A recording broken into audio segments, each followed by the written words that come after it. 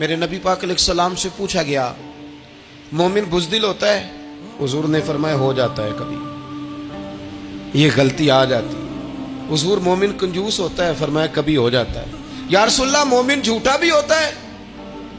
تو میرے رسول فرمانے لگے نہیں، میرا کلمہ پڑھنے والا ساری غلطیاں کر سکتا ہے، میرا مومن جھوٹ نہیں بولا کرتا۔ مومن جھوٹ۔ ابو سفیان کو کیسر روم نے، ہرکل نے اپنے دربار میں کھڑا کر کے کہا ابو سفیان ابھی کلمہ نہیں پڑھتے تھے، تمہارا کوئی رشتہ ہے نبی پاک سے جنہوں نے مجھے بھی خط لکھا ہے کہ مسلمان ہو جاؤ؟ کہنے لگے ہاں میں چچا ہوں رشتے میں۔ کہا وہ کیسے ہیں پیغمبر؟ تو ابو سفیان کہتے ہیں چونکہ میں مخالف تھا، میں نے وہ ساری باتیں کی جو ہم ان کے خلاف کرتے تھے۔ اس نے آخری بات پوچھی، اس نے کہا ابو سفیان یہ بتا کہ وہ جنہوں نے اعلان نبوت کیا ہے کیا کبھی انہوں نے جھوٹ بھی بولا ہے؟ تو ابو سفیان کہتے ہیں کہ ایک منٹ کے لیے میں نے کہا کہہ دوں، مخالفت تھی نا، تو پھر میں نے سوچا یہ تو عرب کی وزاداری کے خلاف ہے، عرب میں سے تو کوئی جھوٹ بولنا پسند ہی نہیں کرتا، اور پھر میں اگر حضور کو معاذ اللہ جادوگر شاعر کہوں گا تو شاید کسی کو ایک منٹ کے لیے متوجہ کر سکوں، اور نبی پاک نے جھوٹ بولا ہے، یہ تو مانے گا ہی کوئی نہیں۔ کہتے ہیں بادشاہ نے پھر زور دے کے کہا سردار بتاتے کیوں نہیں، کیا کبھی انہوں نے جھوٹ بھی بولا ہے؟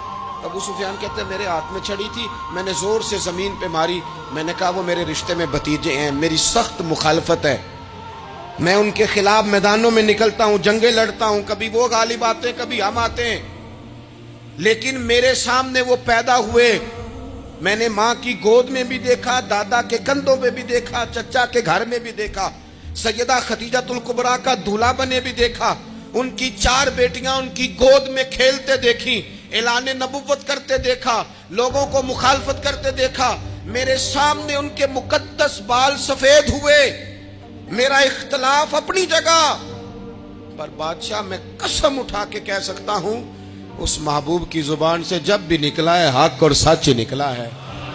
اسیر دشمن کی چاہ میں بھی، وہ مخالفوں کی نگاہ میں بھی امی ہے، صادق ہے، معتبر ہے، میرا پیغمبر عظیم تر ہے، میرا پیغمبر عظیم تر ہے، میرا پیغمبر عظیم تر ہے۔ جھوٹ نہیں کبھی حضور نے بولا۔ کہتے میں نے جواب دیا تو سناٹا چھا گیا سارے دربار میں، کتنے اس نے سوال پوچھے، گھنٹوں بات ہو، سناٹا چھا گیا۔